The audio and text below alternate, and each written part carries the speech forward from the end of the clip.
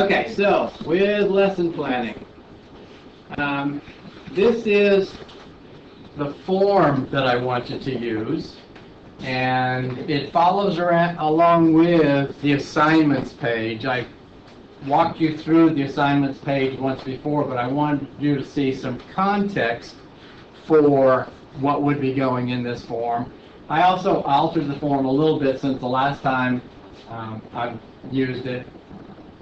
In the past, I literally had title, grade level, content area, South Carolina standards, objectives, but it was reading vertically, objectives, procedures, assessments. But what I wanted to do with this form, and I think it does it quite well, but we'll find out after you actually submit your first lesson plans. What I wanted you to see is that there's a relationship between the South Carolina academic standards, the objectives, and the assessment that's going to happen based on that. There's literally, those things have to be tied in, and that's why I decided to do it horizontally, so that you can see from a visual standpoint that that academic standard needs to be measured by objectives, needs to be, and the assessments are actually going to be what measures that. So that link takes you to this form. You can literally download it and then use it as your own form. Those boxes, just plug the information in. What I'm going to do now is to show you an example. Now, I am not going to tout this as being a perfect example, mostly because I'm the one who made it. I'm teaching another class on Monday nights. It's the final field class for the secondary social studies and English people. And so this lesson isn't for a K-12 student, it's for the students who are in that field class. So there isn't going to be academic standards for all of the items that are on there, but at least I did put some economic standards in there that they would have to meet, and it'll put context in this so you get an idea of what I'm looking for. So, running from the top, title. What are you teaching that day? Lesson plans are for a day. I have seen in secondary where some teachers do a week-long one or a unit-long lesson plan, but especially for you guys in your junior and senior year, and when you get into clinical practice, it is going to be for a day. For those of you doing early childhood, elementary, you may have multiple lesson plans for that day. You might have a language arts one, a math one, a social studies one, a science one. It really depends on what you're teaching in that given day. So you poor souls have to teach multiple subjects, and I'm going to let your faculty in your respective programs give you more detail on that. But for me, what you're doing for me, you're literally going to only be teaching one subject for the lesson plan you're doing for me, so that's fine. Grade level, I put it as seniors in here. Seniors because it's my college seniors, they're first semester seniors. But for you, that would be second grade, third grade, fifth grade, whatever that happens to be. Content area, obviously. Amount of time. I'm very flexible on this because it really depends on what the lesson is that you're doing, what time is going to mean. For that particular class, I had them for about an hour, so that was the time frame that I planned my lesson for. But you may be doing a science experiment, for instance, where you're trying to look at something long-term, such as weather. And so each day you might have your students going out and checking the temperature, wind speed, precipitation, cloudiness, whatever. And so it may be that you're going to have 10 minutes each day for a month-long period. Whatever the time frame is, it's just fine. But I do want you to kind of quantify the amount of time you're thinking about using. Now, I am not going to sit there and think, oh, wait a minute, she thinks she's going to get that done in 30 minutes? There's no way. I'm not going there, okay?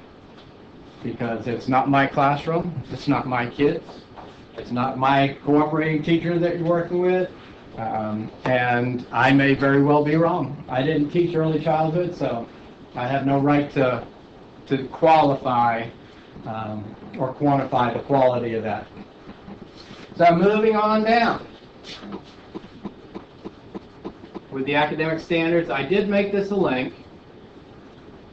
And again, it goes to a web page of mine just to kind of explain what you're going to see when you get to the standards. However, let me remind you, no two sets of standards look alike.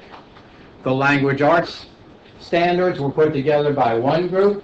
The math standards were put together by another group. The social studies standards were put together by another group. And there's no way they're going to be the same. So I did want to kind of explain things here. And literally this is purely guideline, because as I said, when you get to the standards, they could look completely different than what's here. To actually get to the standards, this link here at the top will get you there. And then literally you're going to start with the standards for wherever. So somebody suggests, what standard should we go to? Subject area? Science. What grade level? Third grade. Fifth? Third. Third. Okay. So we've got the science standards. And third grade is on page 25.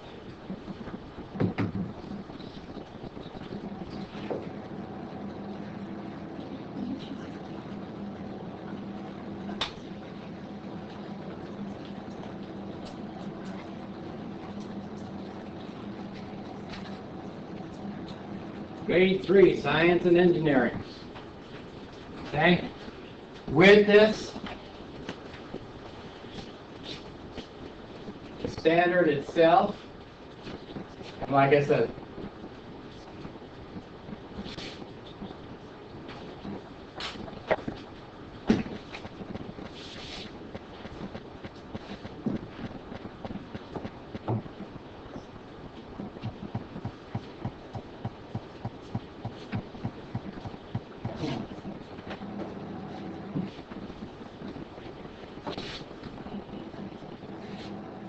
is it? Wanting to act like a mouse. Well, anyways, right here where it says 3S1, that is the standard. Okay? What I want you to do in that box that says standard, or right under the box that says standard, if this is the standard you're addressing, copy that standard with its number, paste it into the box. Okay? You do not need to invent the standards. They've been invented for you. Use what's there. And just to kind of back up away from my lesson planning form completely and give you the big picture on, okay, I'm in third grade, I'm teaching science, now what? Start with the standards. If your cooperating teacher's not already giving you guidelines there, start with the standards, because this is where your lessons need to come from. If you have no clue where to start, it's the standards. Okay? It may be that you already have an idea. I want to teach about, and since engineering's in there, let's throw in levers. Then I'm going to find out what standard in here deals with levers, and then work from there. So assuming we've done that kind of background, now coming into this, I'm going to be working with, and don't tell me that that one doesn't deal with levers, because I didn't even read it. But literally copy both the number and the text into that box. Because if you just put the number, then I don't know what the standard is. And I want to track across, does that standard lead to the objective? Does it lead to the assessments? Is it appropriate? Along with that, conceptual understanding is something I have never seen in the standards before, so it is probably unique to the science standards. It probably wouldn't hurt to copy that and paste it into your lesson plan as well. But as I said, it's unique to science. I've not seen it. I usually go to social studies or language arts, so I would put it in there. Now, for today's lesson that you're doing, what we have below here is performance indicators. With the performance indicators, you are not necessarily teaching all of them today. You are not necessarily teaching them consecutively. Your lesson today may be dealing with, and I'm just going to deal with the last dot 3. It may be dealing with dot 3 and dot 5. Just copy those indicators into that standards box. Now what's going to happen is that box is going to stretch the table out and it's going to get bigger and bigger. Well, we're not printing this out, so we don't care how big it gets. Whatever the text is, copy it in, paste it in. And again, both the number and the text for the indicators. And just about all of the standards, doesn't matter what subject area, they have the standard and the indicators there. As I said, science is unique in that they've got this conceptual understanding thing going on too. Okay, so, working with the one I've got, the standard is the student will use the science and engineering practices, including the processes and skills of scientific inquiry, to develop understandings of science and content. And so, somebody pick an indicator. Brianna, this was yours. Science, pick an indicator. So we're going with 3.S.1a.2. Develop, use, refine models to understand or represent phenomena, processes, and relationships, test devices or solutions, or communicate ideas with others. So our lesson today is going to be based around that, that indicator. And I'm going to just totally make it, give me some help here. What might we actually be teaching today?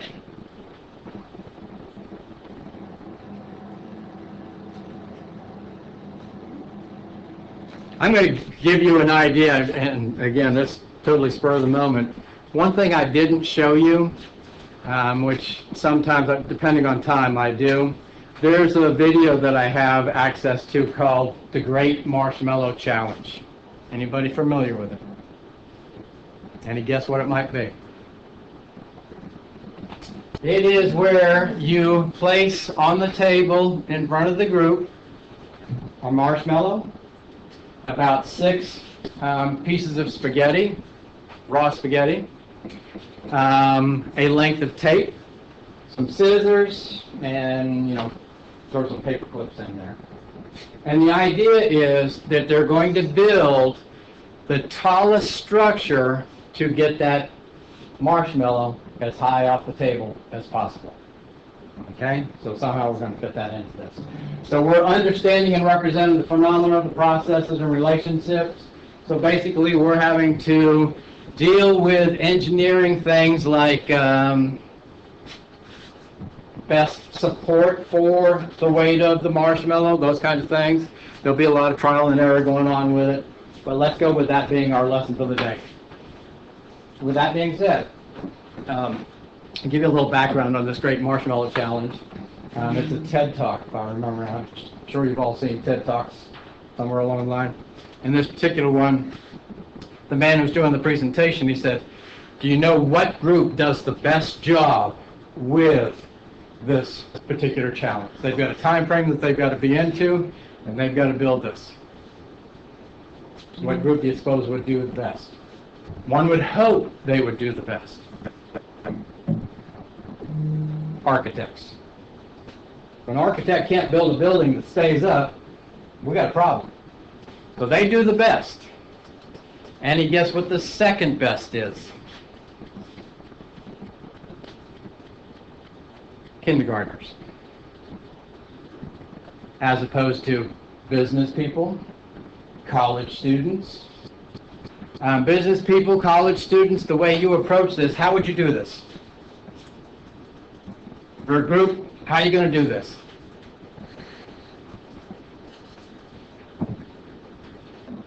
You come up with a plan. You spend the first part of your time coming up with a plan on how to make this happen. And so if you're given 30 minutes, you'll spend 25 minutes on your plan. You'll throw it together, and it will collapse. And you're done because you ran out of time. Kindergarten kids, no plan. They just dive in and do it. Grab a couple of pieces of spaghetti, try it. Oh, that didn't work. Now, what can we do different? Try something else. And so they go through an iterative process to make it happen. And so we would probably see that if we were doing this in a third grade classroom kind of thing. Okay? So my objectives are for them to understand some of the techniques that are needed. What is the strongest geometric shape? A triangle. Okay? A triangle is the strongest geometric shape for building things. And if you take a look at bridges, you'll see there's triangles all over the place. Because if they're solidly holding, it's the strongest thing. If you've got a square, well, it can literally collapse on itself, fold, kind of thing. So one of our objectives might be understanding the strength of geometric shapes, relative shapes.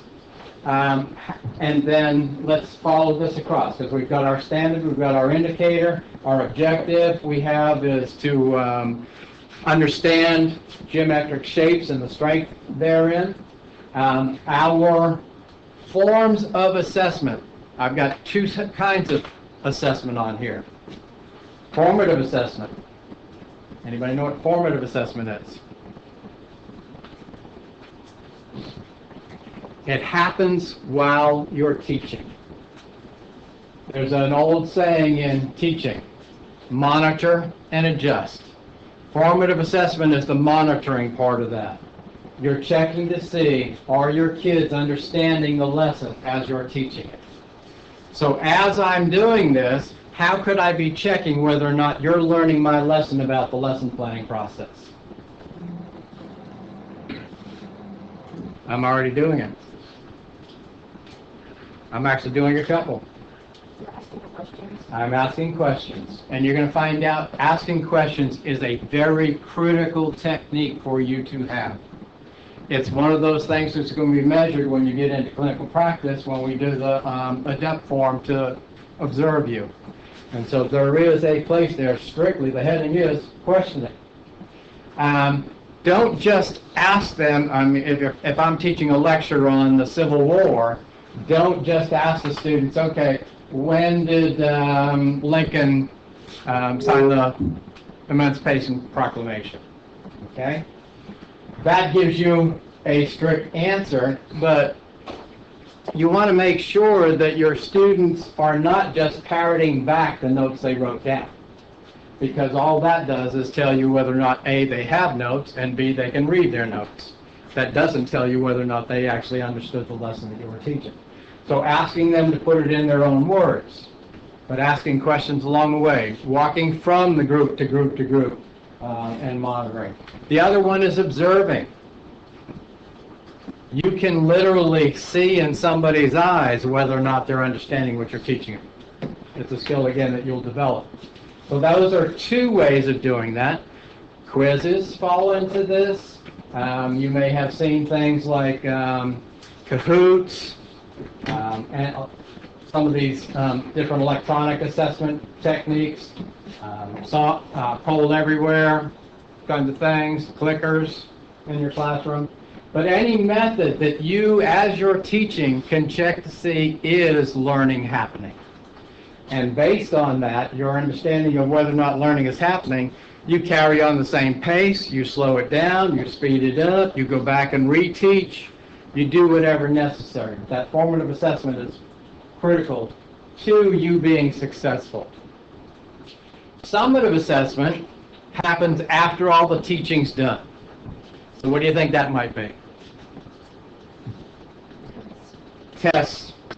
Projects, especially that you've got a rubric for, that you're measuring whether or not the project met the needs of whatever you're doing.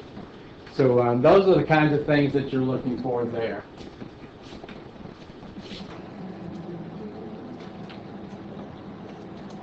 So coming back to this one, because the lesson that I was teaching them was more based on teaching techniques, there aren't any standards to go along with that. But I did have an activity for them to do that addressed the economic standards. And so with the standards,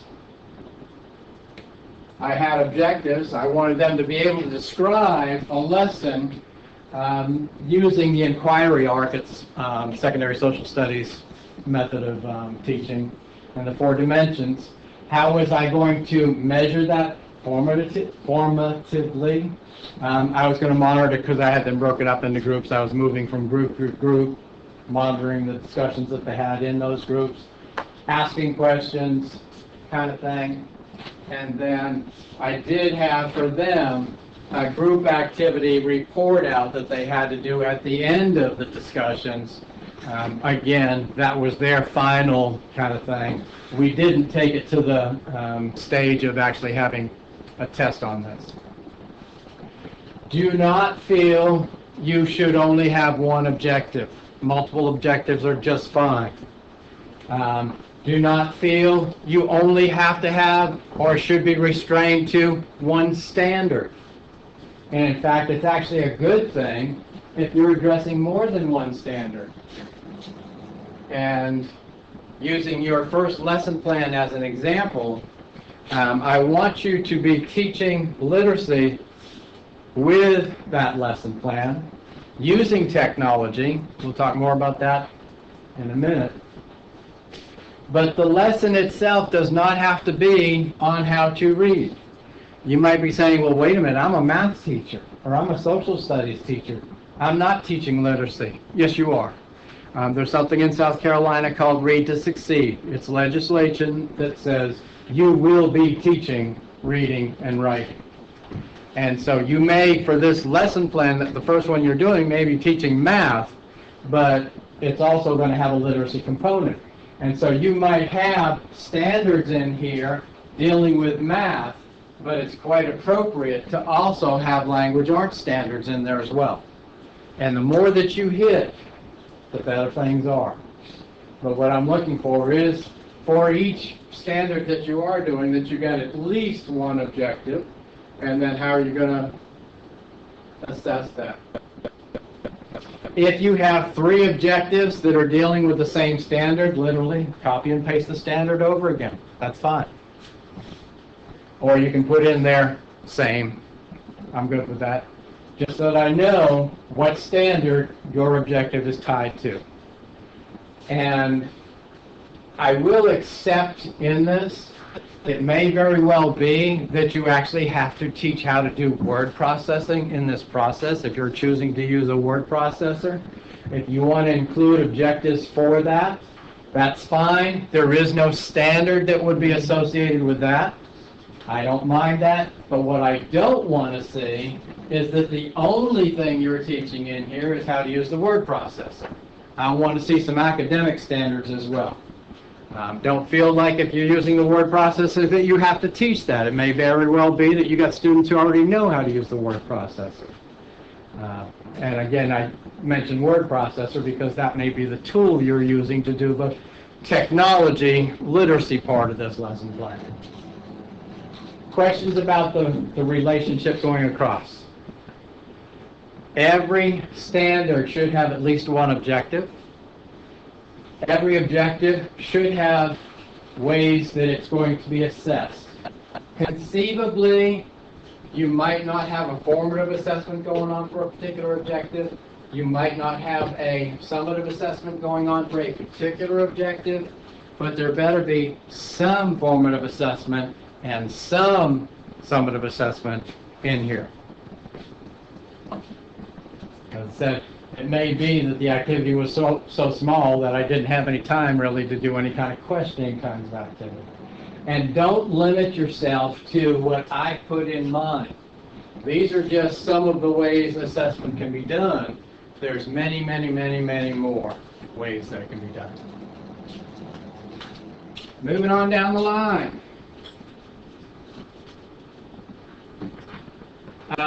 This area you do not need to worry about. And in the form that I have for you, I think I actually took this out. But I left it in there because it was specific to the social studies teachers that I was teaching at the time. So I left those standards in. Materials. It is very appropriate for this to be a bulleted list. There's no need going on and describing what color crayons you're planning on using. I don't care what color they are. I don't care what number. I always, as a child, wanted that 64 box of crayons and never got it. Just saying. How many of you have seen the poster that says, "Everything I needed to know I learned in kindergarten"?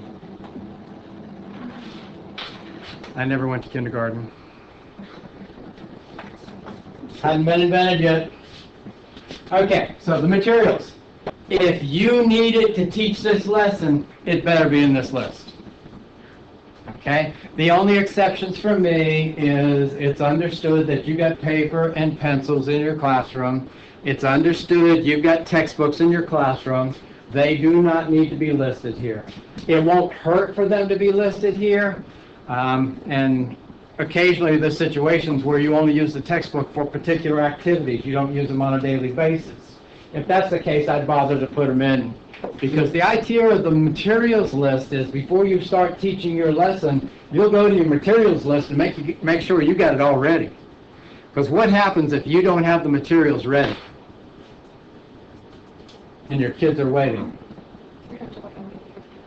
They're going to have to wait for you, and then what happens? They're off to the races. They're talking, they're playing, they're rowdying. So having that materials list is critical, having it ready to go. So that before they get there, you got everything stacked and ready to go. All you got to do is go over there, pick it up, and boom. So I mean, making sure, if you've got handouts, just list handouts on here. Because this is a situation where you're using technology to teach the 3 lesson plans that I want you to do, I want to see the technology listed here too. The most likely technology would be what? Computers, okay? Don't just put computers. Different situations, different lessons call for different configurations of those computers. It may be that you're only using the teacher computer, so you put teacher computer. It may be that, like we've got, a cart full of laptops, iPads, cart full of iPads, we've got one of those too. In a lot of classrooms, there's 3 or 4 computers at the back of the room set up as stations. And so if that's the case, you need to be specific about that. Now, I'm going to throw another term out to you, substitute teacher lesson plans. The way I want your lesson plan written is so that if I needed to, I could hand it to a substitute teacher and the lesson would be taught the way you need it to be taught. Okay? And so that's another reason that we're putting everything in here. And so if that substitute teacher goes and sees on there that you've got it set up for that lesson to be taught on computers, he or she may not know because looking around, there's no computers in my classroom. You want them to know what their responsibility is. Maybe you're taking them to the computer lab. That's all you need to put on there. Computer lab. Okay? But whatever computer situation you're doing, put it on there. A computer is absolutely no good unless it has... Well, no, I can work without a mouse. A charger? We're going to assume they're already charged. If it's access to the internet that you want, specify it. Don't assume every computer goes to the internet. But even then, you're going to need, if you're using an iPad or a tablet, you're going to need some sort of app. Specify what the app is. If you're using a computer, then it's software or programs. Specify what it is. And I'm okay with generic, like word processor, or specific, Google Docs. But you've got to specify on there, what do you expect them to be using? Because again, that substitute teacher needs to know what to go to. If you just say, do the math lesson on the computer, they don't know what they're using. Okay? So putting that in the bulleted list. The next thing for me, and again, bulleted list, numbered list, either's fine, is the step-by-step procedures. You need to put, and literally for the 1 hour lesson that I was teaching the other day, those are the steps I did. You do this for two very important reasons. Number one, if you take the time to put the step-by-step together, you've already processed what it is you're going to do. And more than likely, you will remember exactly what needs to be done in what order. And you'll remember every one of those steps. But occasionally, you don't remember what you're doing next. All you got to do is look at your lesson plan. It's listed right there. It's listed right there. So having the step-by-step is very important, especially as a novice. It can't be too detailed. Well, yeah, it can be too detailed. I'm going back to the substitute teacher situation. This lesson plan really is not necessarily for a substitute teacher. Let me give you a little reality check here. If I know I'm going to be sick, I'm going to redo my lesson plans for the substitute teacher because there probably isn't enough detail. And I will add to that book that I want you to use is in the drawer on the left-hand side, third down in the back, behind the red folder. You do not need to put that kind of detail in here. Okay? It's your room. You know where your stuff is. We're good with that. Okay? But you do need to process the steps you're going to go through to teach that lesson. And overplan. One of the worst things that can happen to you is not have enough to teach that day. So overplan. There's going to be stuff you don't get to. That's okay. It's better that way. It's a lot better than not having enough to teach. Notice, step by step. Who are these steps for? For me. They're for me, the teacher. So do not waste your time in these steps justifying why you're going to do it. Because the person you're justifying it to is yourself. The fact that you put the step in there, you already think it's important enough to be there. You do not need to justify to yourself why you're doing something. In fact, the only people that you would ever need to justify anything to is potentially a principal, teaching coach, grade level chair, those kind of people. They may come in and say, why are you doing this? Well, the why doesn't need to be in your lesson plan. You'll explain that to them in a face-to-face conversation kind of thing. Okay, so you do not need to justify anything. So do not embellish here if it's not helping you teach your lesson, because there's no need to do that. Questions on the procedures? Procedures should be the longest part of your whole thing, other than possibly all of the standards with the copying and pasting kind of thing. But this should be the most involved part of this, because this is the part that's actually going to have you doing the teaching. Next thing, I asked you for universal design for learning. And there we had engagement, representation, and action expression. Engagement is how are you going to reel them in? How are you going to make them interested in doing the lesson that you've got? And it's having some sort of something, whether it's a video that they're finding exciting, whether it's a quick little game, but something to reel them in to make them want to go and do this lesson. Representation, that is information that you're going to be providing them.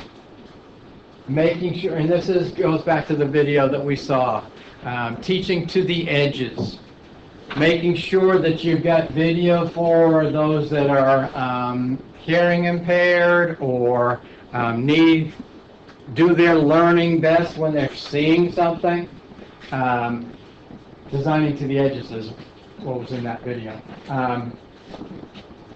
Making sure that you got auditory covered if you've got people who need to listen to things. Hopefully a lesson might have some hands-on activities. Take care of that kind of thing.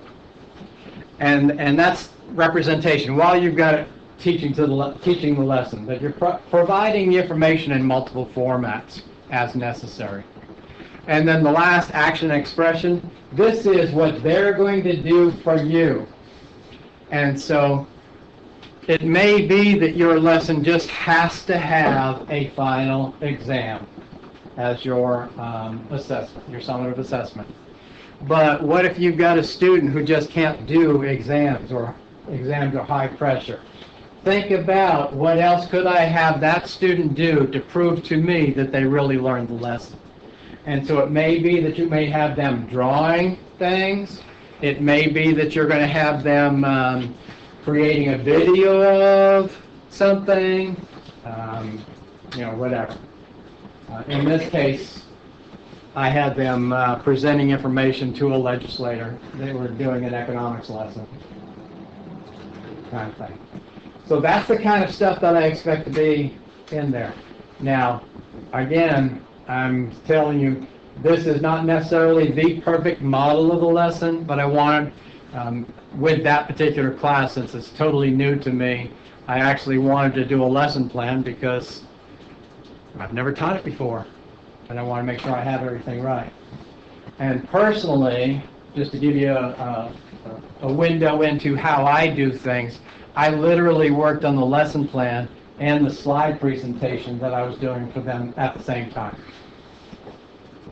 Because one, I don't do things linearly. I didn't start at the top and work my way to the bottom. I just dive in. A lot of times I do the procedures, and then that will tell me what do I need for materials. I don't write lesson plans for this class because this is my 30th year of teaching it.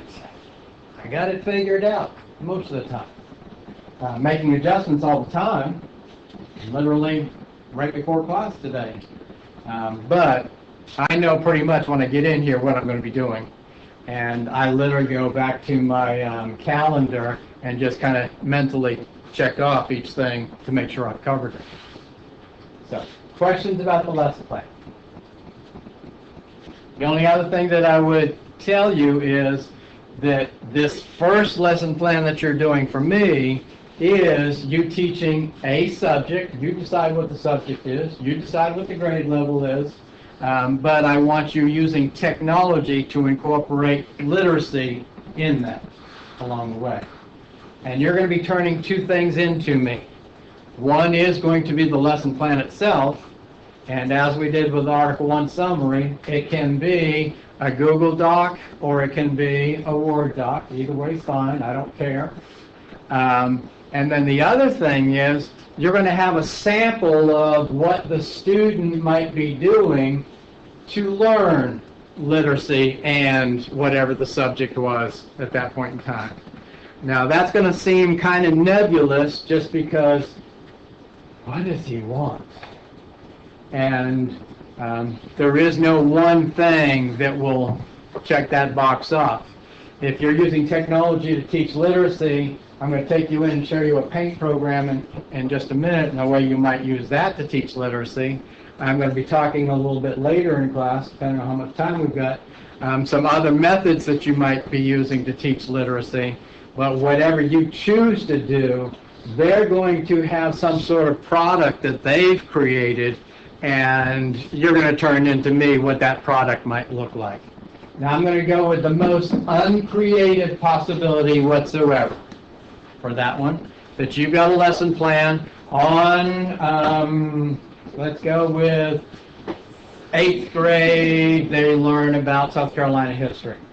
So you're going to have them write a 5-page paper on South Carolina's part in the Revolutionary War. Okay? That is the most uncreative, but it checks off all the boxes. Teaching social studies, they're writing a paper, checks off the literacy. That works. What you would have to give me is your lesson plan that covers that, but I'm not going to make you write the 5-page paper that the 3rd grader would have been writing for, or 8th grader would have been writing for your class.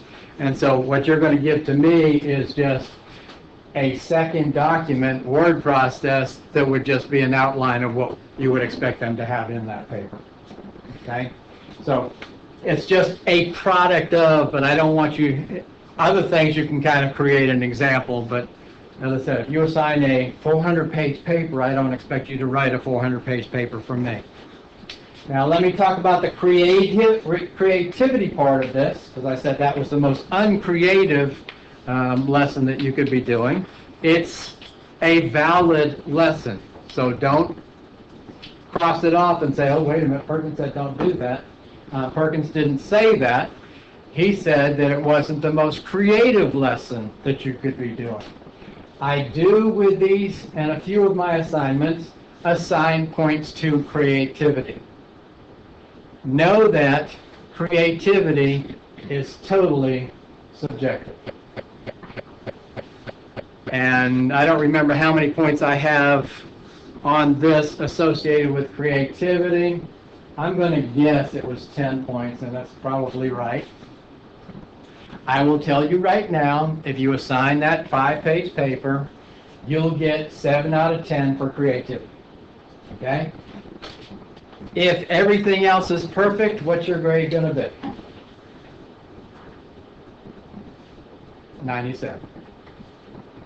A good, solid A. Creativity is not going to ruin an A for you. Okay? Because not everybody's overly creative. But I want to honor those that come up with some really neat ideas with that 8-point creativity. 9 is rare. 10, I'm dragging people I don't know in here to see it because it was that good. Okay? I want to be able to honor that creativity, the going over and above. And for me, that creativity part comes with the idea that you are going to use for teaching that lesson. Now, if I tell you the most creative lesson is da-da-da-da, every one of you will do that. Okay? I want you to think outside the box what might be a creative way to teach that particular lesson. So I'm not giving you a cookbook approach here, but I do want you to know that creativity, as I said, very subjective, and I admit that right up front, very subjective. But it is included in the grading rubric.